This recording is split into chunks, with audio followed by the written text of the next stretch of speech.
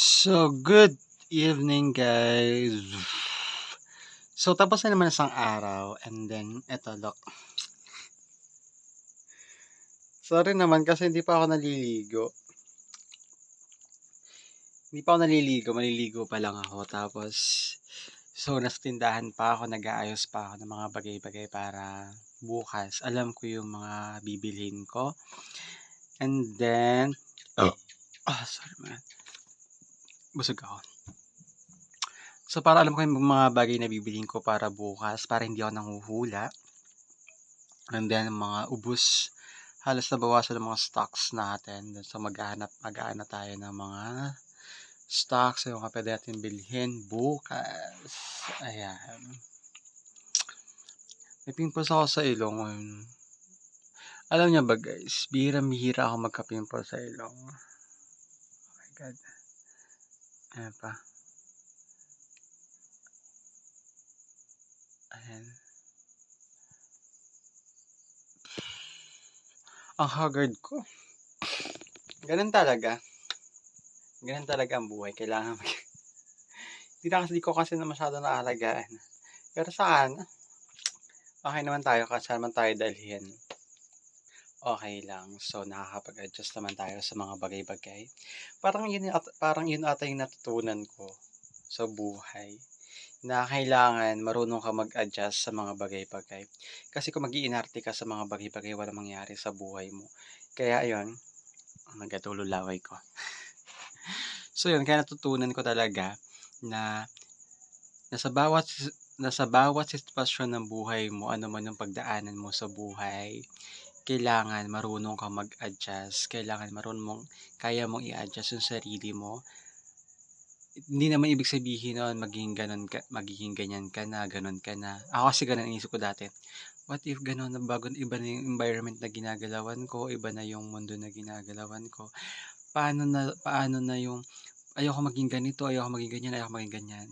So, na-realize ko na ang buhay pala kailangan mong i-adjust. I-adjust yung sarili mo sa bagong environment na ginagalawan mo. Pero hindi ibig sabihin maging ganyan ka. Kailangan mo lang makasurvive. Kailangan mo i-adjust yung sarili mo na i-adapt yung mundo na ginagalawan mo ngayon para makasurvive ka. Yun ang ginagawa ko ngayon. Hindi keme-keme yung mga inarte na yan. Keme-keme.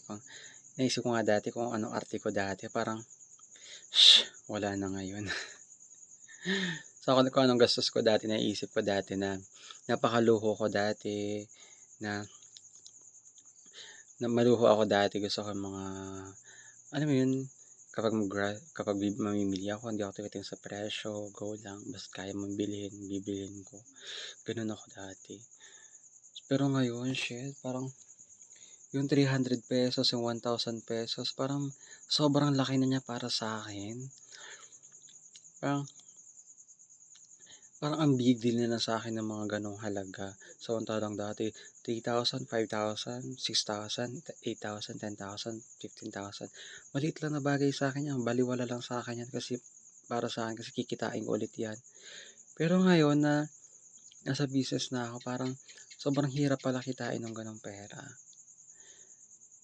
And kailangan mong tipirin, kailangan mong gastusin wisely. Kasi ang hirap kitain ng pera. Lalo na dito sa province, napakahirap kumita ng pera dito sa province.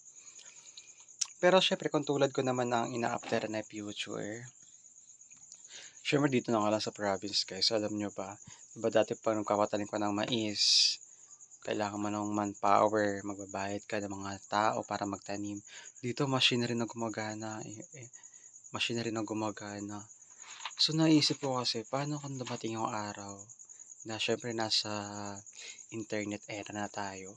So, lahat ng bagay, lahat ng na kailangan ng trabahador, na kailangan ng manpower, mapapalitan ng mga technologies na, ng mga AI ba yun, ng mga ganon. Mapapalitan na siya.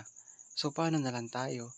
Paano di sa future mo, lahat tayo mawawala ng trabaho, di ba? So, kaya ako, nagpo-pursige ako maghanap buhay. malay mo pala rin sa negosyo and then pagdating ng araw makikipagsabayan na lang tayo, hindi tayo mawawalan ng trabaho. Bagkus magkakaroon pa tayo ng chance para magkaroon ng trabaho ang iba pagdating ng araw. Do'n ako do'n ako naka sa future. Kasi ayoko dumating yung future, ayoko dumating yung time na dahil matanda na ako, mahina na ako, do'n pa nagtatrabaho pa ako kahit ayaw ko na.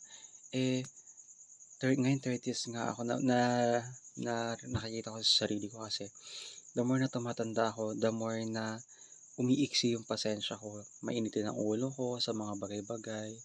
Ewan ko lang or kung napapansin ng mga tao sa paligid ko kasi gano'n kasi ako talagang napakabilis magbago ng mood ko sa mga bagay-bagay. Minsan kinokontrol ko lang yung sarili ko. Kinokontrol ko lang yung sarili ko na mainis, magalit. Pero ang bilis kong magalit, gano'n.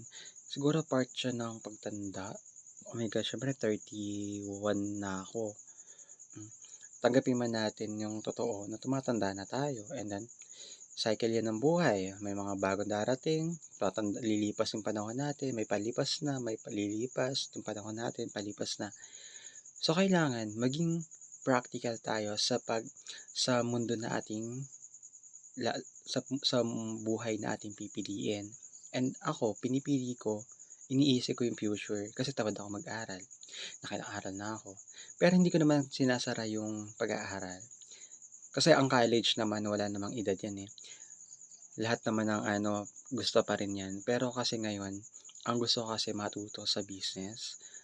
Gusto ko, nag-start ako sa maliit. Parang ganito sa sari-sari store, nag-start ako sa maliit. Pero kasi ito, napakalaking responsibility. Napakalaking responsibilidad mo. Kasi ikaw yung sa responsibilidad mo sa business kasi ikaw lahat ng gumagawa. And syempre, the more habang tumatagal, kailangan ang goal, kahit maliit to, ang goal, makayang tumayo ng business mo kahit na hindi ko yan nagmamanage. Ganun. So, yun ang goal. Syempre, for the meantime, dahil nagsisimula pa lang naman ako, so lahat ng responsibilidad ay nasa akin. So, ngayon, kaya hangga't ginagawa ko lahat para maiangat ko siya, madala ko siya dun sa business na kaya niyang tumayo sa sarili niya, at para makapag-focus pa ako sa mga bagay na gusto kong gawin. And, ayun, alam ko naman na kahit maliit lang 'to, alam ko napakalaki, pare-parehas malaki, maliit, pare-parehas kami na pinagdadaanan ng mga negosyante din. So, marami kaming aral na dapat matutunan, marami kaming mga experience na dapat naming ma-experience para mas matuto kami sa negosyo. So, gano'n din. So, nakakatuwa naman kasi nag-e-enjoy naman ako sa ginagawa ko. Yun nga, kasi lagi ko ngang sinasabi, kapag choice mo ang isang bagay, nandiyan ang enjoyment, andun yung gumagana lahat sa'yo. Yung pag-iisip mo, yung mga bagay na gusto mo pang gawin, gumagana lahat yan. At kung may mga bagay man na hindi sumasang-ayon dun sa plano mo, na at least nababago mo yun, di ba? Kaysa dun sa ibang tao yung nagsasabi na gawin mo kahit hindi mo gusto, kailangan mong gawin kasi yun ang gusto niya. Pangit yun. Kailangan ikaw yung gusto mo talaga siya.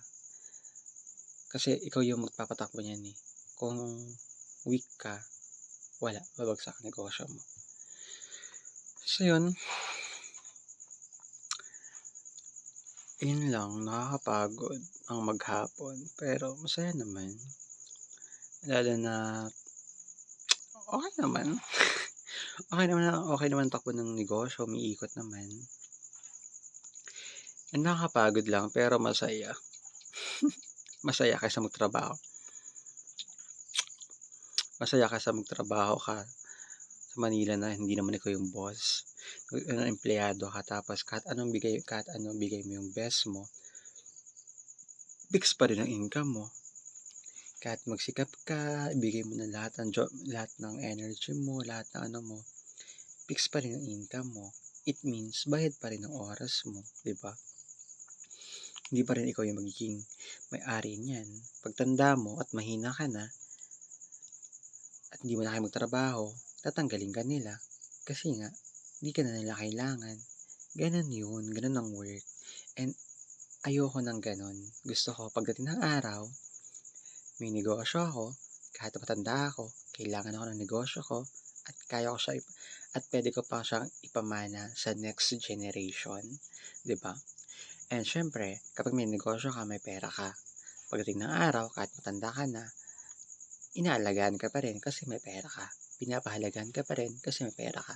Compare sa matanda ka na nga, wala ka pang pera, dedma ka. Yun ang realidad ng buhay. Kaya dapat practical lang tayo sa buhay. Kahit nahihirapan man tayo, ngayon, malungkot man ang journey sa success, okay lang. Kasi kung wala ka rin naman gagawin, malungkot din naman ang buhay eh, kasi naghihirap ka. So, anong choice mo? Eh, di pagpatuloy mo na lang kahit malungkot yung journey na nilalakaran mo, ipagpatuloy mo na lang kasi wala ka namang choice, di ba? That's life. Ganun lang ang buhay. So, yun, maliligo na ako kasi uwi pa ako sa bahay. So, see ya guys. Bye-bye.